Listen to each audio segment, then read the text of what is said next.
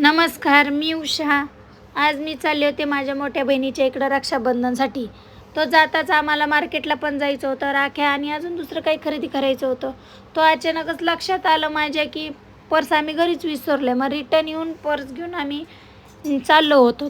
चालता चालता यांचा खाण्याचा कार्यक्रम बी चालूच होता. तोच गेल्याच्या नंतर मग आम्ही राख्या बघितल्या, कारण आमच्या बाबूची पहिलीच रक्षाबंधन होती.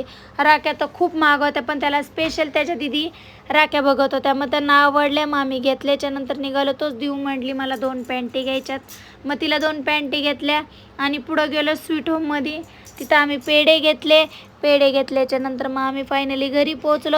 घरी जात असतो सिद्धूला त्यांनी उचलून घेतलं, कारण लहान पोरांना कधी घेईन असं होत असतंय. पण लहान मुलं नवीन घरी गेल्याच्या नंतर खूप रडापडी चालू करते. तर तसंच आमच्या बबड्यानेही केलं. आणि रक्षाबंधनचा दुसरा व्हिडिओ नक्की पहा. दुसऱ्या व्हिडिओमध्ये बाय.